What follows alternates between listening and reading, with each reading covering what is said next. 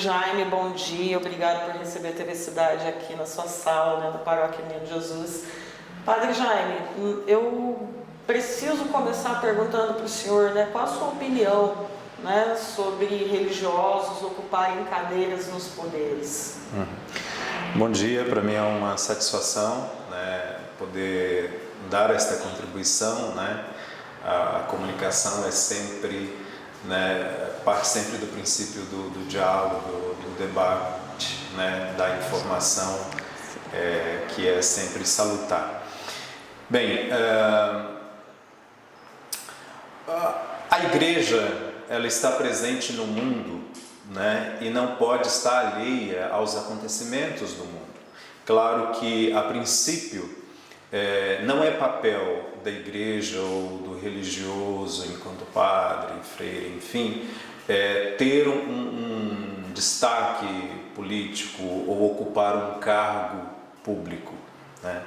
Mas isso acontece quando não há, de fato, pessoas que, defendendo aquilo que é a verdadeira política, que é a arte de cuidar do que é comum, de construir, né, de promover o bem comum. Então, enquanto também formadora de opinião e de liderança, a igreja, ela deve estar presente nos diversos ambientes, né, da discussão pública, né? Não em primeiro lugar ocupando propriamente este ou aquele cargo. Isso acontece naturalmente porque há uma deficiência, digamos assim, em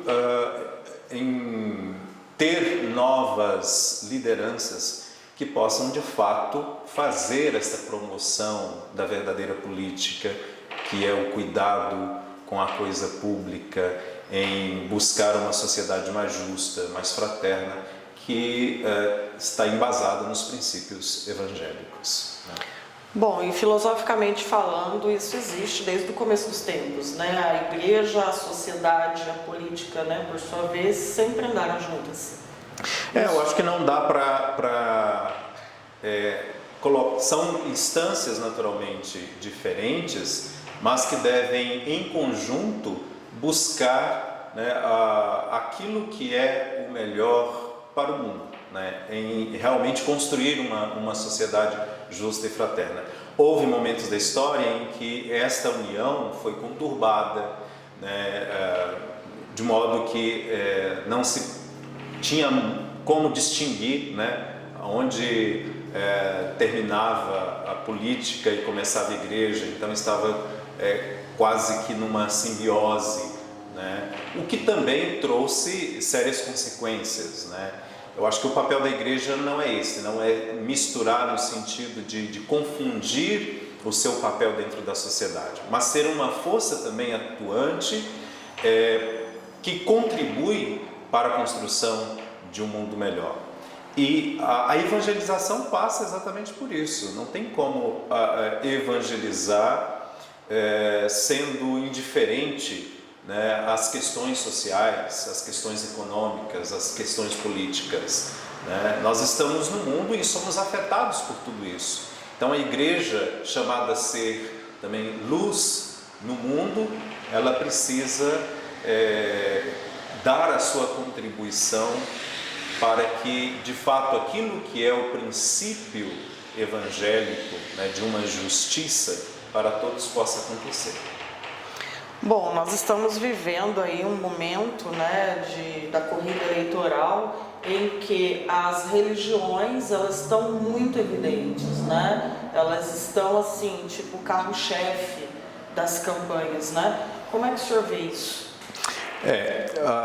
O que há de diferencial, né, nesta eleição é exatamente uma tentativa e às vezes até com sucesso de instrumentalizar a religião, ou seja, fazer uso da religião em benefício deste ou daquele partido, deste ou daquele projeto política. Inclusive, recentemente, a CNBB, né, a Conferência Nacional dos Bispos do Brasil, fez uma nota, né, exatamente conclamando, né, os cristãos católicos e também os políticos a não fazerem, né, este uso da religião em benefício próprio, né?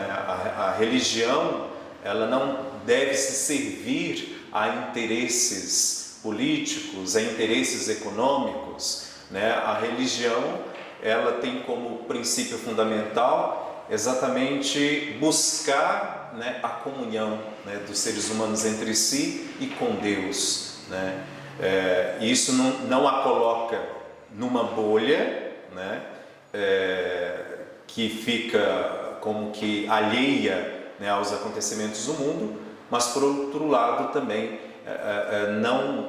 ela não se serve, né, a defender este ou aquele partido, este ou aquele interesse, né, mas realmente a construção do bem comum. Então, o momento que nós estamos vivendo é realmente um momento muito conturbado, né, diria até um momento obscuro, né, porque a gente vê essa tentativa de instrumentalização não só pelos partidos ou pelos políticos propriamente, mas a gente vê isso dentro das próprias igrejas, né?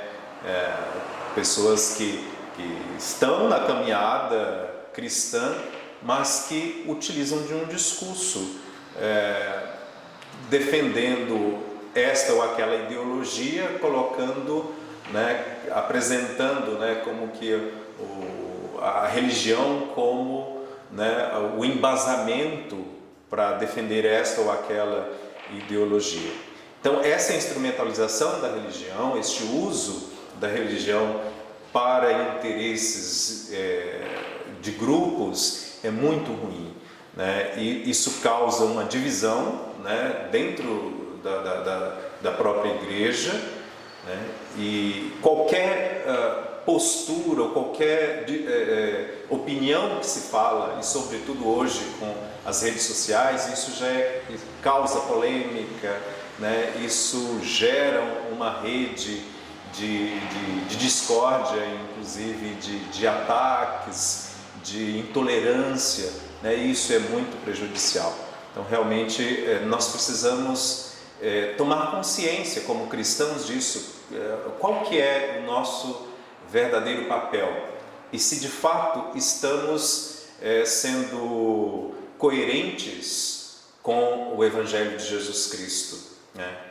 Porque se eu falo que sou cristão, mas ao mesmo tempo eu utilizo da religião para ser intolerante com este ou com aquele, né, que pensa diferente, então aí nós temos um problema sério, né? Como cristãos nós devemos dar sobretudo testemunho. Vivemos numa democracia, naturalmente, em que as opiniões elas devem ser expressas livremente, mas não podemos de modo algum ferir a dignidade do outro, disseminar falsas notícias, né, chamada fake news, atacar aquele que pensa diferente, né, independente naturalmente da religião que se professa. E assim, como o senhor vê a reação, né, do povo, né, a reação dos fiéis, tanto de uma denominação quanto de outra, né, essas mudanças de atitude, né, toda essa borbulha, né? Uhum. Hoje, eu acho que com tantos instrumentos que nós temos, sobretudo de comunicação, né, o acesso, que é muito bom, né? Por outro lado, a gente tem uma perda de referência, né? Então, as referências elas são buscadas muitas vezes para justificar uma determinada postura. Então, eu sigo aquele religioso ou aquele político que se destaque, mas que de certa forma me coloca, né, numa situação de falta mesmo de uma identidade, né? Às vezes o que eu vejo hoje, por essa falta de uma referência concreta, né, as pessoas seguem muitos caminhos, muitas opiniões, né, perfis, né, e muitas vezes não consegue construir uma identidade, né? Então a gente vê aí a influência, né, desses estereótipos até, né? E isso de certa forma danifica um pouco aquilo que deveria ser, né, a identidade do cristão, seja ele de uma outra denominação evangélica ou seja católico, né?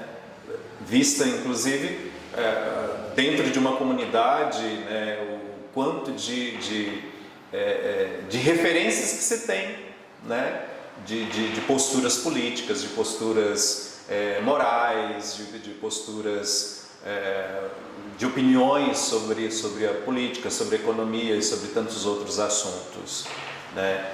Então essa efervescência, né, que você fala, eu acho que é exatamente por uma fragmentação que a sociedade contemporânea vive, né? Então cada um vai buscando aquilo que mais se adequa com onde você melhor se acomoda, né? E a religião não pode ser, né, uma coisa como que um produto de supermercado, em que cada um vai e pega aquele que lhe serve melhor, né? Deveria ser realmente uma referência importante, né, de construção de um perfil, né, de pessoa, né, em que, independente de ser dentro da igreja ou de ser num outro ambiente social, você de fato, né, se apresenta, né, como tal, naquilo que você acredita. Esse comportamento, né, um tanto, podemos dizer até essa agressividade, isso mostra para o líder religioso, serve de termômetro para ele saber que rumo seguir com os seus fiéis, descortina essa fragilidade? Sem dúvida, sem dúvida. Todas essas coisas que nós estamos vivenciando, né, servem, claro, de um termômetro para a gente avaliar, né, inclusive para saber como que a nossa mensagem, qual que é a relevância, né, e a incidência da mensagem na vida das pessoas, se realmente está atingindo as pessoas, está ajudando as pessoas a refletirem sobre o seu ser no mundo, né, sobre qual é o seu papel, né, na sociedade. E o que a gente percebe é que não, infelizmente, parece que nós estamos ainda, o discurso que utilizamos ainda está aquém, porque durante muito tempo a igreja foi uma voz importante, né, uma referência e talvez em algum tempo, inclusive, uma referência soberana, né? Hoje nós vemos que não, né? Existem muitas vozes e às vezes mesmo a pessoa frequentando esta ou aquela denominação, à medida que ela não concorda, né, com essa opinião ou com essa postura, ela procura outra, né? É aquela coisa, infelizmente, da religião de supermercado. Eu vou na igreja onde eu me sinto melhor, onde eu ouço o discurso que se adequa ao meu, né? Vejam que é o contrário, né? Se para seguir Jesus, nós que devemos adequar a nossa vida, né? Então exige um processo de conversão, parece que agora é o contrário. Então a igreja ou o evangelho precisa adequar né, ao meu modo de vida, aquilo que eu penso, aquilo que eu quero para a minha vida, né? Então, diante disso, há naturalmente uma dificuldade, né, de se evangelizar. É o grande desafio do nosso tempo, né? Atingir, né, o coração das pessoas e ajudá-las, né, a transformar a vida, a ter uma nova perspectiva, né, um novo caminho, né, que realmente coloque como alguém responsável, né, por aquilo que ela está construindo, por aquilo que ela está falando, né, e não simplesmente andar aí navegar na onda do seu tempo sem essa identidade concreta. E como o senhor traduz, né, as falas do cardeal de Aparecida, né, ao povo no último dia 12? Como uma profecia. A voz da igreja, através dos seus líderes, né, através dos padres, dos bispos e do Papa, deve ser sempre uma voz profética. E o que é uma voz profética? Não é prenúncio de tempos futuros, né? E também não é defesa desta ou daquela ideologia. É a pregação do Evangelho de Jesus Cristo e a defesa dos princípios, né, do Evangelho. Então, claro que nós estamos vivendo num tempo em que qualquer discurso, né, que não se adeque a este ou aquele ponto de vista, né, a esta ou aquela ideologia, né, sofre exatamente porque cada um quer, se distancia do meu ponto de vista, então eu critico, eu ataco, né? Ou se aproxima, eu também quero pegar esse discurso, não porque de fato representa aquilo que é melhor para a sociedade, mas como uma forma de atacar o outro que não pensa da mesma forma. Mas a fala, né, do Dom Orlando, ela é profética porque ela é embasada exatamente na Sagrada Escritura, né? Ele traduz, né, numa fala muito assertiva, né, aquilo que a palavra de Deus, né, clareia, né, para o nosso tempo, né? Então, foi uma fala profética, como tantos outros, como o Papa tantas vezes também tem falado, né? A política como a arte de construir o bem comum, e ele fala numa outra linguagem, né? É a arte de promover, né, a caridade, né, a amizade social, né? Então, não dá para colocar a igreja, né, o discurso religioso, né, desencarnado, né, da realidade que nós estamos vivendo, né? E a profecia é exatamente isso, é permitir que a palavra de Deus ilumine os acontecimentos do nosso tempo e nos faça refletir que mudanças são necessárias, né, a partir daquilo que a palavra de Deus nos inspira, pede de nós. Padre Jaime, para encerrar, eu vou deixar aí o senhor com as câmeras abertas para aconselhar aí o povo brasileiro, né? Fique à vontade agora, assim, do seu coração para o povo brasileiro, né? Suas considerações finais nesse momento, né, que a gente está vivendo e que as religiões estão tão assim na crista da onda, né? Uhum. Dos comentários, dos acontecimentos, das ações das pessoas, da mídia, enfim, fique à vontade. Nós estamos vivendo tempos difíceis, mas devemos lembrar também que são nos tempos difíceis que o nosso testemunho ele se torna ainda mais importante, mais relevante. E qual o testemunho que se espera do cristão? Que seja comprometido, né, com o amor, né, o amor ao próximo, que não é uma ideia, abstrata, mas é algo mesmo, né, concreto, e que se revela no modo como nós nos relacionamos com o próximo, no modo como nós relacionamos com o nosso meio, as ideias que nós construímos para transformar o meio que nós estamos. Então esse testemunho ele deve ser sempre. O cristão deve estar sempre comprometido com a vida, com a justiça, com tudo aquilo que contribui para um mundo mais justo e mais fraterno. Não nos deixemos enganar, né, por esta onda que aí está, que quer utilizar da religião para instrumentalizar e defender esta ou aquela ideologia. Que o nosso testemunho seja coerente, né? E sobretudo busquemos fazer de fato com que a nossa participação como cidadãos, né, não seja apenas para defender o meu interesse pessoal, né? A política é a arte do bem coletivo.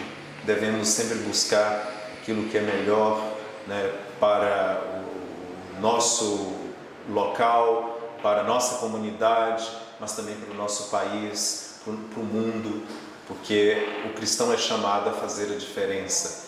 Então devemos, sim, estar comprometidos com a política, mas com essa política do bem, uma política que realmente esteja alinhada, né, com aquilo que o próprio Evangelho defende, com aquilo que Jesus nos ensina. Fazer o bem é praticar o amor em todas as suas dimensões. Então, que cada um possa, nessa proximidade das eleições, fazer uma boa reflexão, também buscar a orientação daquilo que a Igreja apresenta para fazer o melhor, olhando exatamente para a construção de um mundo mais justo e solidário.